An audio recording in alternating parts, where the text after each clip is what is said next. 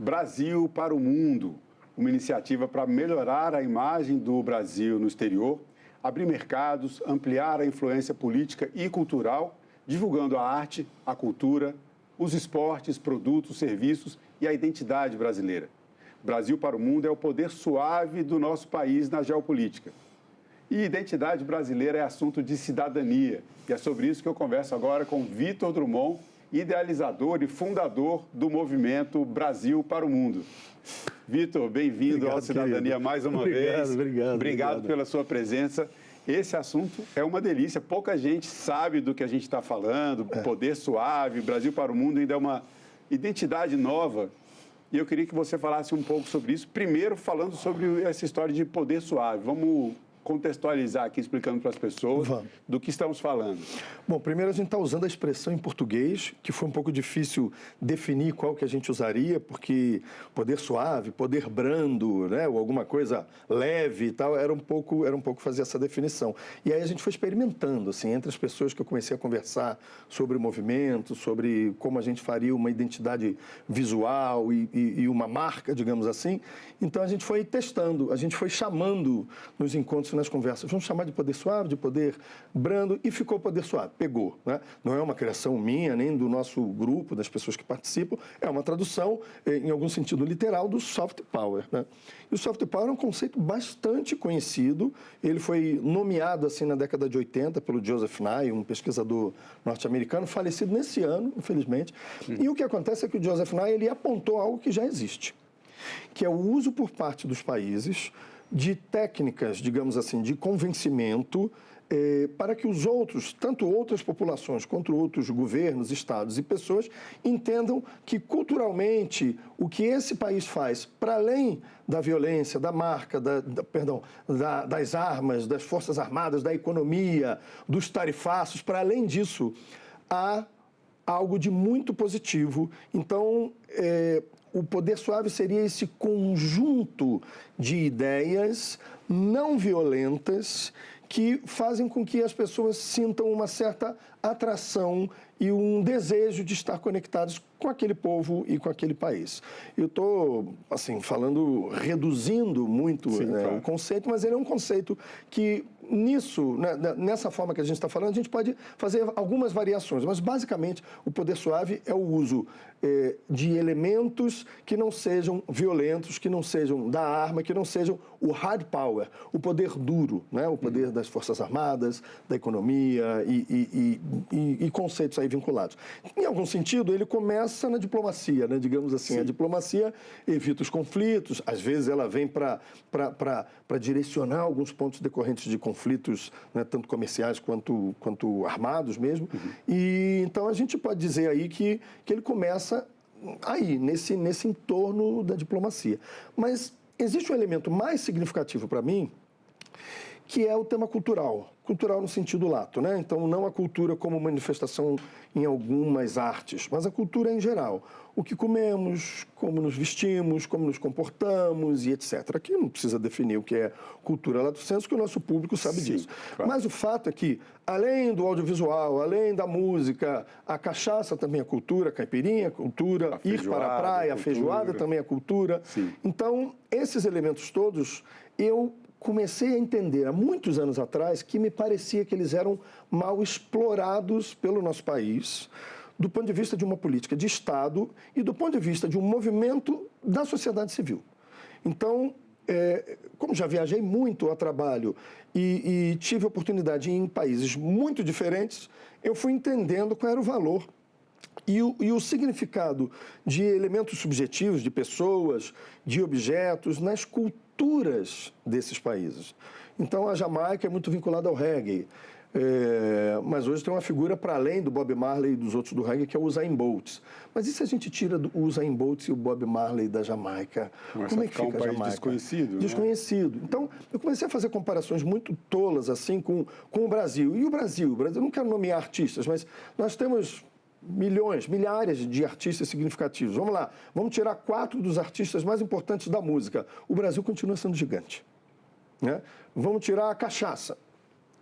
O Brasil continua sendo gigante. Vamos tirar o Guimarães Rosa, que é um ícone, Sim, o Brasil conhecido continua no sendo mundo inteiro. gigante. Então, o nosso problema não é falta de cultura nesse sentido, não é falta de elementos culturais no lato sensu, é excesso.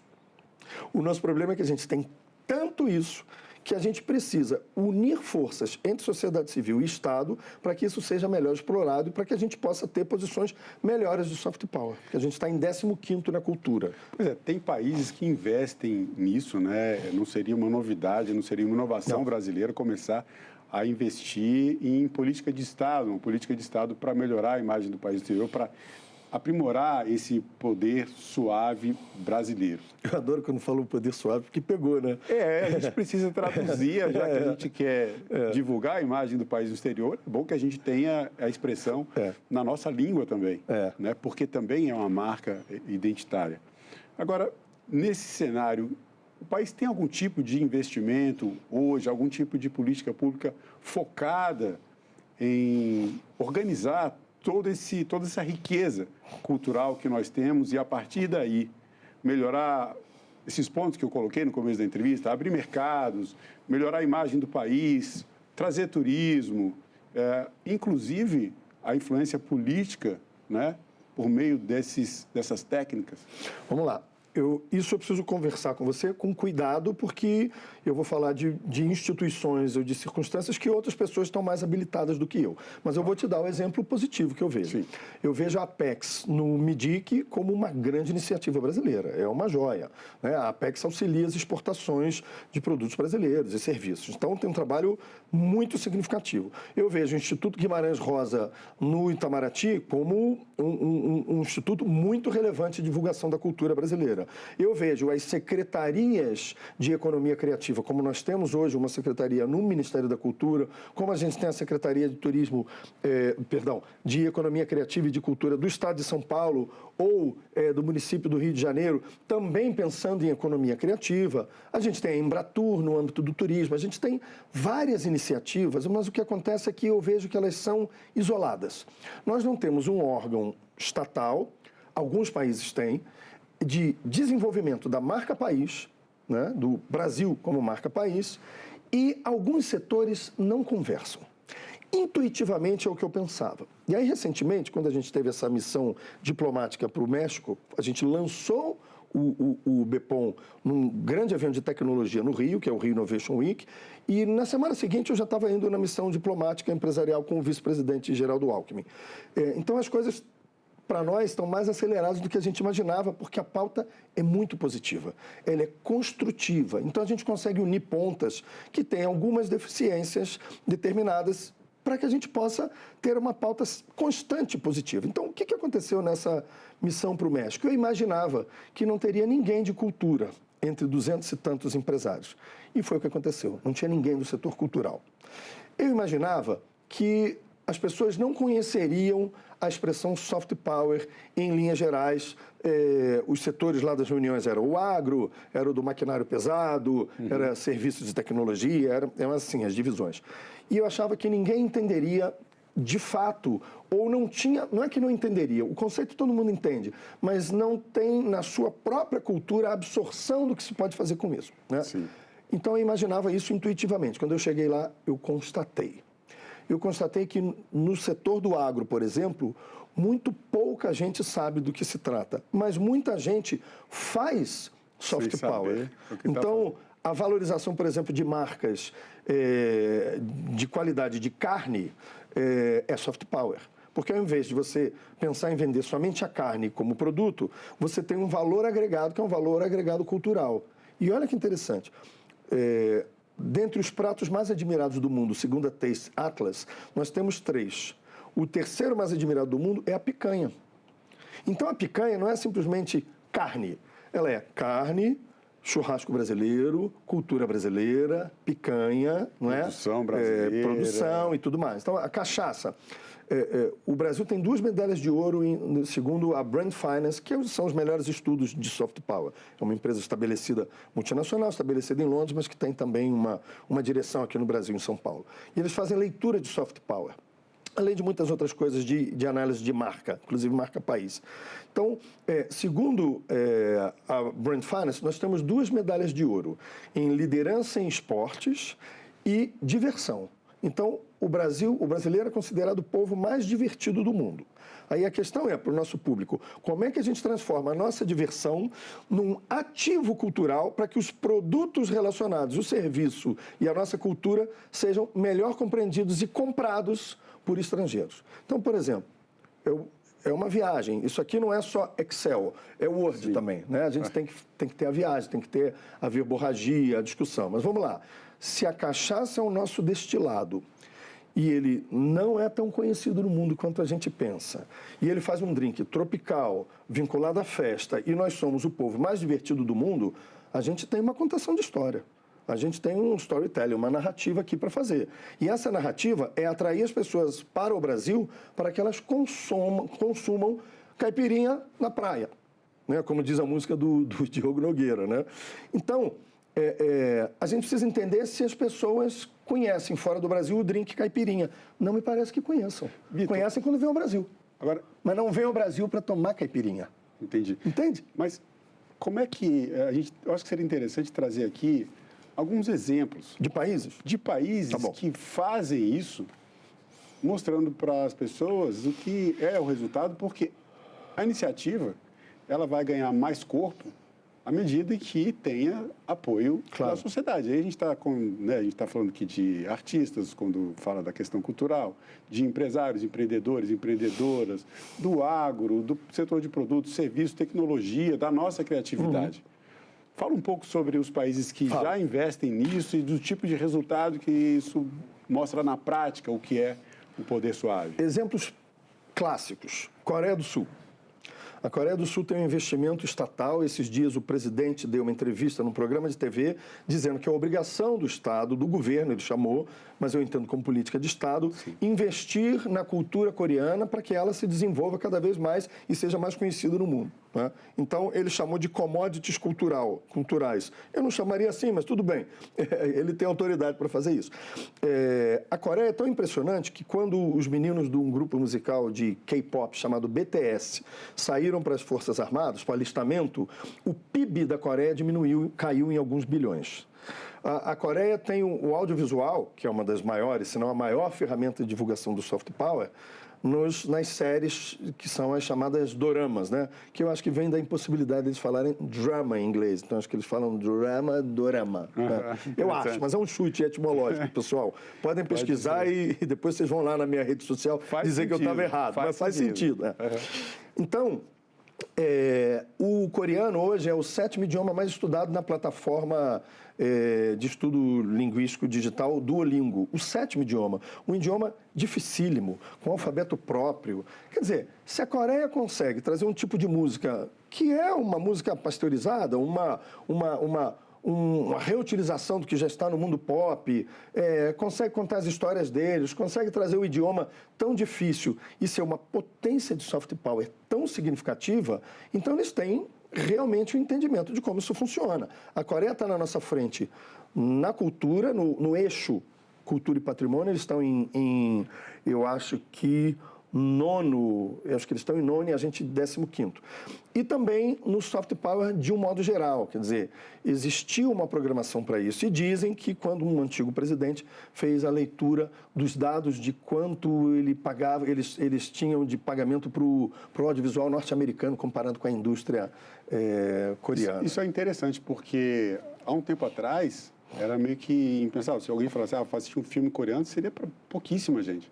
Concorreu ao Oscar. Filmes coreanos concorrendo ao Oscar, filmes coreanos com resultados excelentes de bilheteria aqui no país, esse dado que você traz agora, as pessoas estudando a língua, o coreano.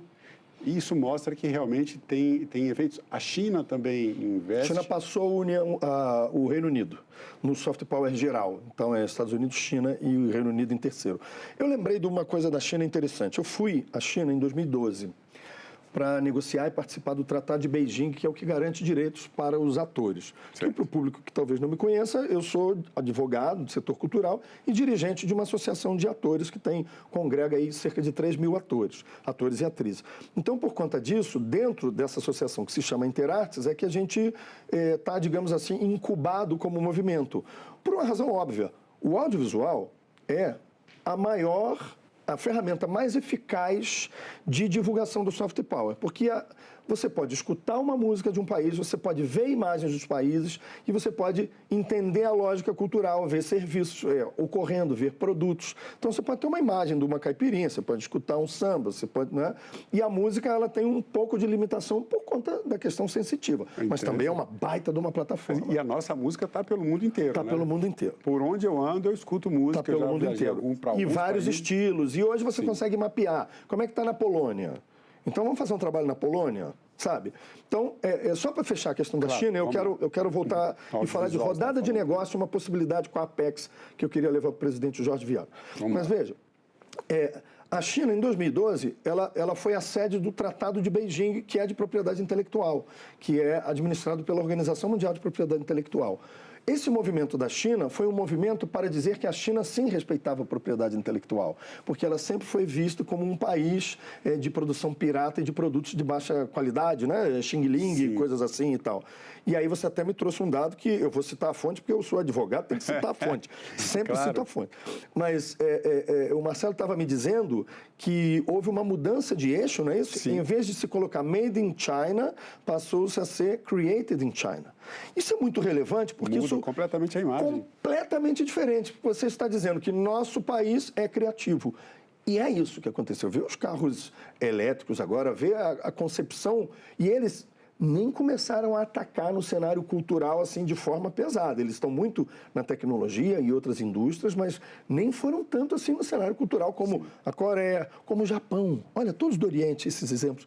Você sabe por que o Japão tem um soft power importante? Porque o Japão foi proibido de ter forças armadas depois da Segunda Guerra.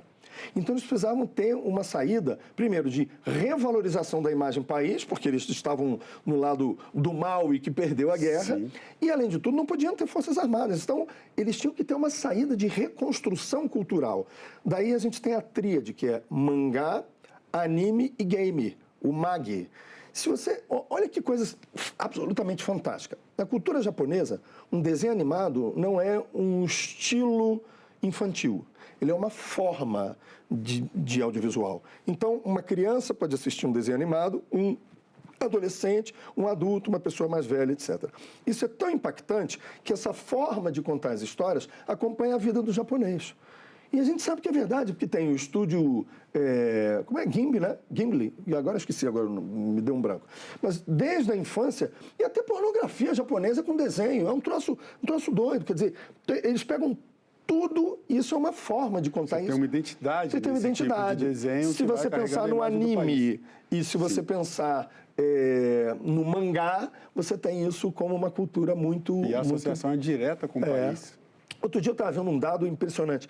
Não se comia salmão, acho que até a década de 90. Se eu errar algum dado, depois vocês briguem comigo. Mas vejam, é muito recente, não é milenar comer salmão no sushi, no sashimi japonês. Foi uma superprodução da Noruega, que eles acabaram vendendo para o Japão, e aí o salmão, que era um peixe desconsiderado, assim, não era um peixe de grande qualidade, passou a ingressar na culinária japonesa do peixe cru, do sashimi, do sushi. Então, o que eu estou querendo dizer com isso, fazendo uma metáfora e um salto? Se você tem a diversidade, tem que trabalhar com inteligência com a diversidade. A gente tem discutido tarifas, que na próxima vez que eu vier aqui gravar o Cidadania, eu espero que a gente não esteja discutindo esse tema, eu espero que a gente diga vantagens que conseguimos com as tarifas estão até hoje em vigor, né? Então, se você tem uma discussão de um país que absorve muito as suas exportações, então vamos entender os outros, né? É nisso que eu queria citar a Apex. Eu vi uma entrevista do presidente Jorge Viana que eu achei genial. A Apex parece que mapeou 76 mercados que teriam a possibilidade de receber 93 setores afetados com o tarifaço, pode se chamar tarifaço, né? Sim, tarifaço claro, do Trump, né? Para as pessoas entenderem, fica mais fácil. Fica mais fácil. Esses são dados que eu vi num vídeo lá da Apex, está lá no Instagram da Apex, etc. Veja, tem que ter um artista em cada uma dessas rodadas. Eu não sei qual é o artista, mas tem que ter alguém da música, do audiovisual, da literatura, de alguma cultura nossa manifestada de forma expressiva, para que quando se chegar a essa rodada de negociação no país, a imprensa saiba que está ali um autor brasileiro, a imprensa saiba que está ali um ator ou uma atriz ou um cantor, não importa, e a gente pode mapear. Isso... É o rock brasileiro na Polônia, pouco provável, mas, sabe? Isso muda também um pouco a negociação. Porque o que eu acho também interessante quando a gente fala em poder suave, parece que são duas palavras que não combinam muito. O poder tem uma semântica um pouco mais dura, um sentido um pouco mais duro, e a suavidade parece que vai em outro caminho. Então, quando você sugere que tem um artista nessas rodadas de negociação, você meio que abre um caminho novo para esses diálogos, para melhorias de imagem? Me parece assim, ó, claro, eu acho que é isso. Me parece muito óbvio que isso é uma coisa que a gente deve fazer. E quanto custa isso para o Brasil? Custa nada. Custa levar um artista, custa fazer uma estrutura de como se divulgar isso. Isso é um projeto que eu quero levar para a Apex, quero contar para eles. Nós podemos fazer isso no Brasil para o mundo sem nenhum dirigismo, entenda?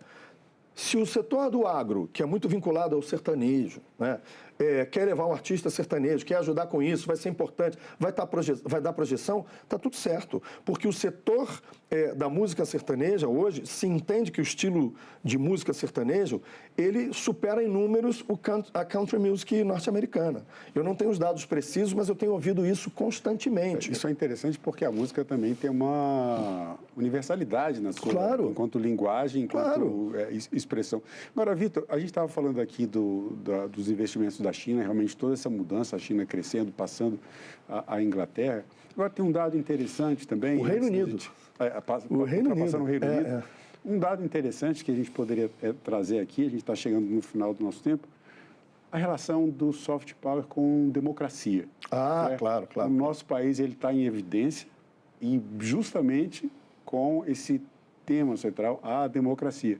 E há o caso de países em que regimes autoritários, de alguma forma, inibem um pouco essa melhoria da imagem do país e, claro, acabam afetando o soft power. Como é que você poderia falar um pouco sobre isso? A cultura não é o elemento único do soft power, né, do poder suave. Mas, para mim, ela é preponderante do ponto de vista de que ela carrega os valores daquele povo, né? Então, veja bem, pode haver um soft power, um poder suave estabelecido num país com uma ditadura. Depende da política de Estado que ele fizer. Isso pode acontecer, né? Agora, tem que se entender em que sentido a democracia é um valor de poder suave. E ela é um valor, e é um valor muito importante. Ela está dentro desses eixos, assim. Isso é uma questão relevante para a gente falar. Agora, vamos pensar o seguinte. Tem que se pensar como política de Estado, sobretudo, não se trazendo a discussão para a política partidária.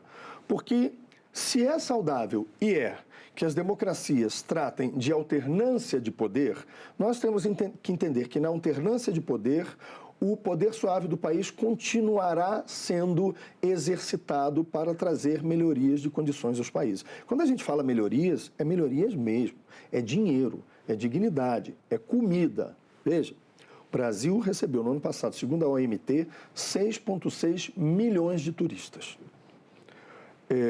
Bangkok é a cidade mais visitada do mundo. Aí muita gente diz assim, as pessoas não vêm ao Brasil por causa da violência. Tá, Bangkok é uma cidade considerada classicamente como segura? Me parece que não. Urbanizada? Me parece que não, né? Então, a gente tem muitos outros exemplos que a gente pode vir a trazer. Não é que o Brasil é violento. As grandes cidades brasileiras têm focos de violência. Eu não estou negando a violência do Brasil. Estou dizendo que ela não é uma violência do ponto de vista do turismo, como a imagem que se tem do Brasil como um estereótipo de um país violento. Entende?